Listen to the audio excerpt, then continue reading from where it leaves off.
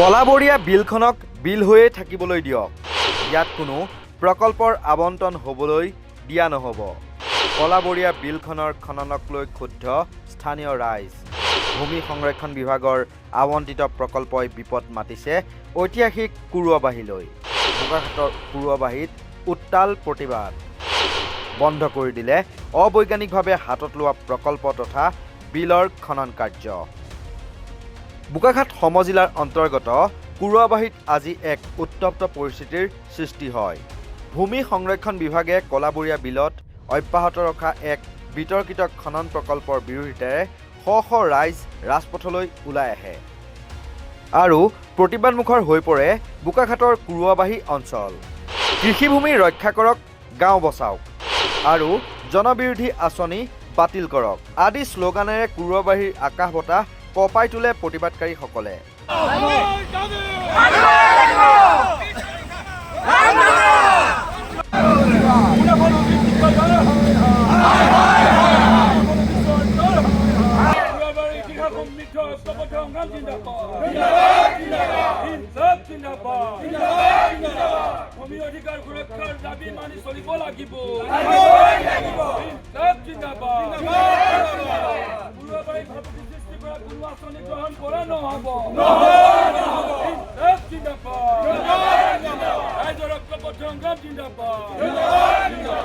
এই বান্ধটোৱে অকল আমাৰ চিনাকান গাঁওখন মানে অনিষ্ট কৰাহে নালাগে, এটা বৃহৎ অঞ্চল কুৰুৱাবাহী অঞ্চল মানে এইটো বৰলাইনৰ পৰা ধৰি বিহৰা বাগানৰ পৰা ধৰি মেৰকানৰ পৰা ধৰি এই আপোনাৰ কি কয় নগাঁৱৰ পৰা ধৰি গোটেই মানুহখিনি ইয়াত মাতি আছে।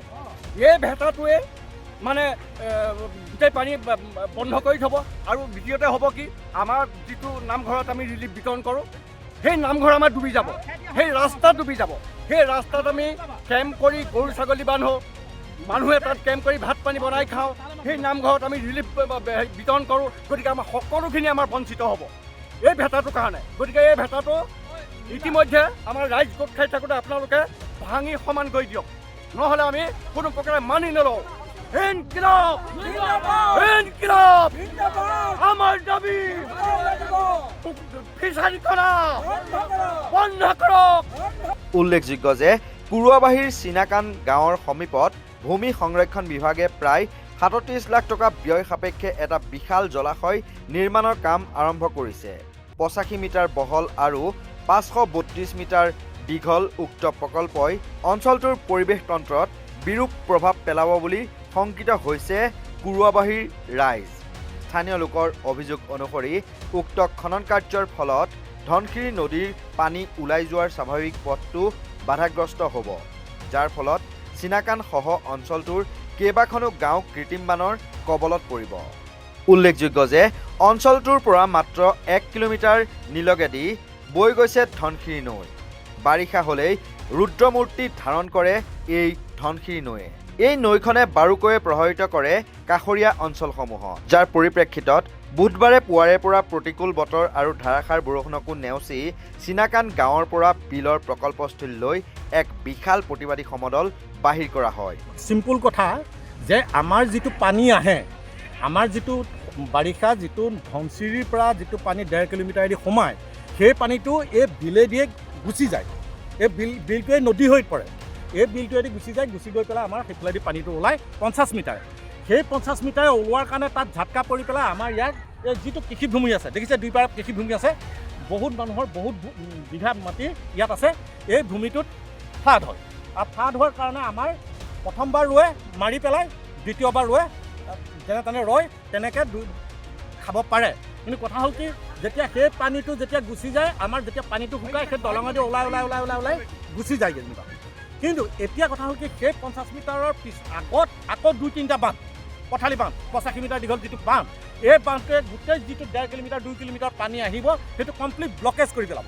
আৰু ব্লকেজ কৰি পেলোৱাৰ বিনিময়ত ইয়াত যিখিনি ছাইডত পথাৰ কৃষিভূমি আছিলে সেইখিনিৰ ওপৰত বহুত ওপৰত পানী হ'ব, অভাৰ ফ্লাড হ'ব। আৰু এই অভাৰ ফ্লাডৰ বিনিময়ত কৃষিভূমিৰ লগতে আমাৰ যিখন গাঁও আছে গাঁৱৰ গোটেই ঘৰে পানী সোমাব, আৰু যিবিলাক ৰিলিফ কেম্প আছে ৰিলিফ কেম্পত পানী সোমাব, সোমাই পেলাই আমাৰ গৰু ছাগলী বান্ধিবলৈ অসুবিধা হোৱাৰ আমাৰ আশংকা হৈছে। গতিকে সেইকাৰণে আমি কৈছোঁ যে এই এইটো পান আমাৰ কাৰণে হ'ব নালাগে। আৰু যিহেতু আমাৰ ইয়াত কনফিউজ কিছুমান থাকি গ'ল যে ফিচাৰী খান্দিছে, ফিচাৰী ডিপাৰ্টমেণ্ট নহয়, ছইল কনজাৰ্ভেশ্যনে কাম কৰিছে, গতিকে সেইটো এটা আমাৰ কনফিউজ থাকি গ'ল। গতিকে আমাক ইয়াত ফিচাৰী নালাগে। আৰু এটা মই এইখিনিতে উল্লেখ কৰিব খুজিছোঁ যে গম পাইছোঁ যে এই বিলখন লিজত আছে, চৰকাৰী ধন আহি চৰকাৰৰ যেতিয়া কাম কৰিছে, ৰাইজৰ কাম কৰিছে, ৰাইজৰ কামৰ ৰাইজৰ হ'ব লাগে, সেই সম্পত্তিটো ৰাইজৰ হ'ব লাগে। কিন্তু বিলখন যেতিয়া যিহেতু এজন লেচিৰ হাতত আছে, গতিকে ইয়াৰ ফিচাৰীটোৱে ৰাইজক উপকৃত কৰিবনে নে লেচিক উপকৃত কৰিব, এই কথাটো আমাৰ এটা প্ৰশ্নবোধক থাকিব। সেই প্ৰতিবাদী কাৰ্যসূচীত স্থানীয় ৰাইজৰ লগতে জীপাল কৃষক শ্ৰমিক সংঘ আৰু জাতীয়তাবাদী যুৱ ছাত্ৰ পৰিষদে সক্ৰিয়ভাৱে অংশগ্ৰহণ কৰে। প্ৰতিবাদস্থলীৰ পৰাই হুংকাৰ জীপাল কৃষক শ্ৰমিক সংঘৰ উপদেষ্টা সোণেশ্বৰ নৰহৰ। চৰকাৰী বিভাগসমূহে ৰাইজৰ মতামতক গুৰুত্ব নিদিয়ে। কেৱল কমিশ্যনৰ অংকত এনে ধৰণৰ অবৈজ্ঞানিক আঁচনি ৰাইজৰ ওপৰত জাপি দিব বিচাৰে চৰকাৰে। কৃষিজীৱী ৰাইজৰ ক্ষতি কৰি কোনো আঁচনি ৰূপায়ণ কৰিবলৈ দিয়া নহ'ব। প্ৰশাসনে যদি তেওঁলোকৰ দাবী নামানে তেন্তে আৰু ব্যাপক আন্দোলন গঢ়ি তোলাৰ হুংকাৰ দিয়ে সোণেশ্বৰ নৰহে। ইতিমধ্যে আপোনালোকৰ কেমেৰাৰ সন্মুখতে আমাৰ প্ৰতিৰোধ সংগ্ৰাম আৰম্ভ হৈছে আৰু ইতিমধ্যে তেওঁলোকৰ খনন কাৰ্য চলাই থকা JCBক আমি ইতিমধ্যে তেওঁলোকক ইয়াৰ পৰা পঠাই দিয়াৰ ব্যৱস্থা কৰিছোঁ। আৰু আজিৰ পাছত আমাৰ শেষ কথা, পুৰাবাৰী ৰাইজে এই স্থান এৰি কলৈকো নাযায়। এতিয়া কোনো তাঁতবাতি অফিচে কাছাৰীয়ে নাযায়। তেওঁলোকৰ এই যে ছইল কনজাৰ্ভেশ্যন, মীন বিভাগ, এই আমুক ডিপাৰ্টমেণ্ট তামুক ডিপাৰ্টমেণ্ট বুলি কৰি চকুত ধূলি মাৰি আভুৱা ভৰা যিটো কাৰ্যকলাপত লিপ্ত হৈ জনগণক হেঠালি খেলিছে, এই কাৰ্যকলাপক আমি ধিক্কাৰ জনোৱাৰ লগতে আজিৰ পাছৰ পৰা সংকল্প লৈছোঁ আমি বৰনামঘৰত, আমি চিনাকান নামঘৰত, যে কোনো মানুহে আমি আজিৰ তাৰিখৰ পৰা তাঁতবাতি নকৰোঁ। আজিৰ পাছত ওলাই পৰিব কোন ডিপাৰ্টমেণ্টে এই দুষ্ট চক্ৰৰ লগত জড়িত হৈছে, কোন বিভাগ ইয়াত আছে, ওলাই পৰিব। এই পুঁজিবাদী চক্ৰটোক আমি উৎখাত কৰাৰ কাম ইতিমধ্যে আজিৰ পৰা আৰম্ভ কৰিছোঁ। জীপাল কৃষক শ্ৰমিক সংঘ জানে, ইতিহাস আছে যে আমি যেতিয়া লেপেটা কাঢ়িবলৈ আৰম্ভ কৰোঁ তাৰ পাছত আৰু আমাক ইয়াৰ পৰা নিকটীয়া মানে এই দেহাটো উঠাই নিয়াৰ তেওঁলোকৰ সাহস নাই।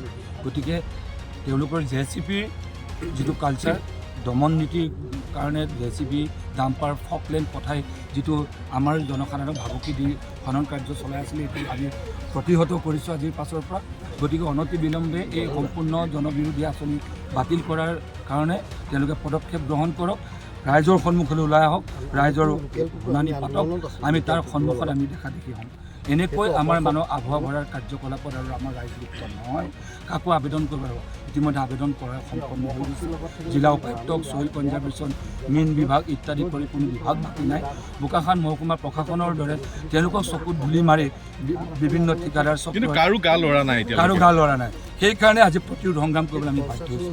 আজি গা লৰিছে নে নৰিছে প্ৰমাণ কৰি দিলোঁ। তেওঁলোকক ইতিমধ্যে গা লৰাই দিলোঁ। তেওঁলোকৰ JCBৰ দমন নীতি, পুঁজিবাদৰ শেষ অস্ত্ৰ, যিটো শেষ আশ্ৰয়, যিটো ডাম্পাৰ, শেষ আশ্ৰয় তেওঁলোকৰ ফকলেণ্ড, সেই ফকলেণ্ডক জনগণৰ মুষ্টিবদ্ধ ঐক্যবদ্ধ সংগ্ৰামে ইতিমধ্যে তেওঁলোকক আমি উভতাই পঠাবলৈ সক্ষম হৈছোঁ। আনহাতে অসম জাতীয়তাবাদী যুৱ ছাত্ৰ পৰিষদৰ কেন্দ্ৰীয় সমিতিৰ বিষয়ববীয়া বিপুল বৰাই এই সন্দৰ্ভত মত প্ৰকাশ কৰি কয়, ৰাইজে বাৰে বাৰে স্মাৰকপত্ৰ দিয়াৰ পাছতো বিভাগীয় কৰ্তৃপক্ষই কিয় একপক্ষীয়ভাৱে খনন কাৰ্য চলাই গৈছে তাৰ উত্তৰ আমাক দিব লাগিব।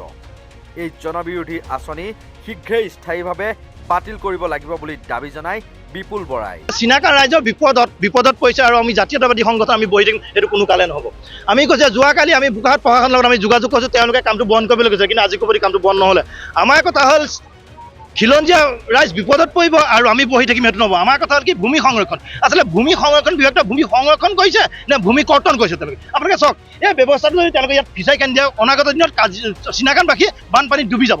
এই ব্যৱস্থাটো কোনো কাৰণত নহ'ব। আৰু প্ৰথমে আমি ধিক্কাৰ দিছোঁ বোকাখাটৰ জিলা প্ৰশাসনক, বোকাখাটৰ সম জিলা প্ৰশাসন আৰু গোলাঘাটৰ জিলা প্ৰশাসনক, কাৰণ ইতিমধ্যে চিনাকানবাসী ৰাইজ গৈ গোলাঘাটৰ প্ৰশাসনক, বোকাখাটৰ আপোনাৰ প্ৰশাসনক তেওঁলোকে ইতিমধ্যে আবেদন জনাইছিলে। কিন্তু চবতকৈ আচৰিত কথা যে আজি পৰ্যন্ত এতিয়া পৰ্যন্ত প্ৰশাসনে কোনো ধৰণৰ ব্যৱস্থা গ্ৰহণ কৰে। সেইটো কাৰণে সকলো ৰাইজ ওলাইছে। আমি এতিয়াও কৈছোঁ যে এতিয়াও সময় আছে, যদিহে প্ৰশাসনে কোনো ধৰণৰ ব্যৱস্থা গ্ৰহণ নকৰে, এই প্ৰতিবাদী কাৰ্যসূচী আমি কিন্তু বোকাখাটৰ লিখা জেগাত কৰিবলৈ বাধ্য। সেইটো কাৰণে কৈছোঁ যে আমি প্ৰশাসনক দাবী জনাইছোঁ আৰু অতি শীঘ্ৰে ব্যৱস্থা ঠিক কৰক, নহ'লে আমি জাতীয় যুৱ ছাত্ৰ পৰিষদ, আমাৰ লগত আপোনাৰ সোণেশ্বৰ কাইহঁত আছে, আপোনাৰ ধৰক আমাৰ জীপাল কৃষক সংঘ আছে, প্লাছ বোকাখাট সাংবাদিক সন্থা আছে, সকলোৱে আমি যৌথভাৱে কাৰ্যসূচী বোকাখাটত ল'বলৈ কিন্তু আমি বাধ্য হ'ম। সেইটো কাৰণে পুনৰবাৰ কৈছোঁ যে এই কাৰ্যসূচী বন্ধ কৰক আৰু যিখিনি খন্দা ব্যৱস্থাটো সোনকালে পুৰা ব্যৱস্থা। প্ৰতিবাদকাৰী ৰাইজ প্ৰকল্পস্থলীত উপস্থিত হোৱাৰ পাছতে পৰিস্থিতি অধিক উত্তপ্ত হৈ পৰে। উত্তেজিত ৰাইজে খননত ব্যৱহৃত ফকলেণ্ডখন কামৰ পৰা বিৰত ৰাখিবলৈ বাধ্য কৰে আৰু সেই স্থানৰ পৰা উভতাই পঠিয়ায়। এই সময়তে একাংশ উত্তেজিত লোকে বিভাগীয় ঠিকাদাৰকো তীব্ৰ বাক্যবাণেৰে ঠকা সৰকা কৰে আৰু বিষয়াকো জবাবদিহি কৰে।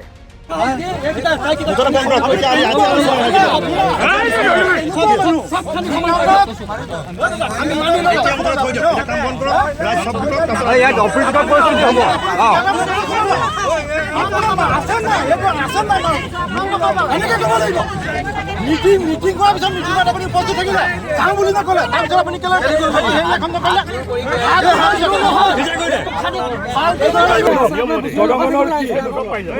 আমাৰ জনগণতকৈ আপোনাৰ ডিপাৰ্টমেণ্টৰ অফিচাৰ কি ডাঙৰ নেকি? আপুনি পাব্লিক হিয়াৰিং নকৰাকৈ কাম কৰে অথৰিটি আপোনাক পাব্লিক হিয়াৰিংটো খাই মই কৰি আছোঁ। এতিয়া চাওক, আপোনাৰ গাঁওখনত আপুনি কিবা এটা যদি কামৰ আমাক এপ্লাই কৰে এগ্ৰিমেণ্ট বা কিবা এটা, আমি আপোনালোকৰ সেই মানুহখিনিৰ লগতে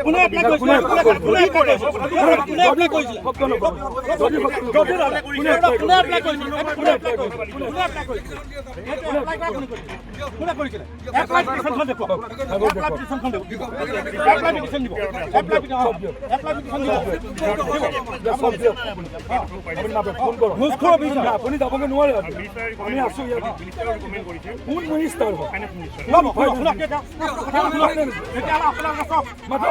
আপোনালোকৰ লগত জড়িত হৈ পেলাই কথা হ'ল কি, প্ৰথম অৱস্থাত ইয়াত আহি পেলাই কোনে কৈছিলে আমাক, এজন ল'ৰাই কৈছে যে এইটো ফিচাৰী ডিপাৰ্টমেণ্ট, যিজন নিজৰ লৈ আছে সেইজনে কৈছে যে এইটো ফিচাৰী ডিপাৰ্টমেণ্টৰ কাম।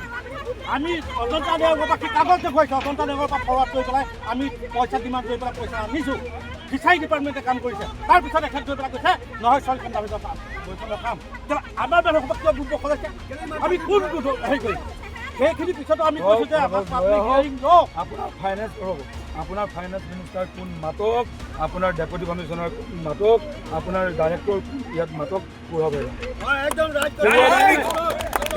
কি বস্তু আপুনি জনা নাই যদি অধ্যয়ন দুখন মই ৰেফাৰেঞ্চ কিতাপ। অৱশেষত পৰিস্থিতি নিয়ন্ত্ৰণ কৰিবলৈ ঘটনাস্থলীত দণ্ডাধীশ আৰু ভূমি সংৰক্ষণ বিভাগৰ উচ্চপদস্থ বিষয়াসকল উপস্থিত হয়। ৰাইজৰ তীব্ৰ প্ৰতিবাদত সেও মানি প্ৰশাসনে বিষয়টো নিষ্পত্তি নোহোৱা পৰ্যন্ত খনন কাৰ্য সম্পূৰ্ণৰূপে বন্ধ ৰখাৰ নিৰ্দেশ দিয়ে। লগতে অতি শীঘ্ৰেই স্থানীয় ৰাইজৰ লগত এখন আলোচনা সভা অনুষ্ঠিত কৰি সমস্যাটো সমাধান কৰাৰ প্ৰতিশ্ৰুতি প্ৰদান কৰে। বোকাখাতৰ পৰা উত্তম শৰ্মাৰ প্ৰতিবেদন, নৰ্থ ইষ্ট নাও।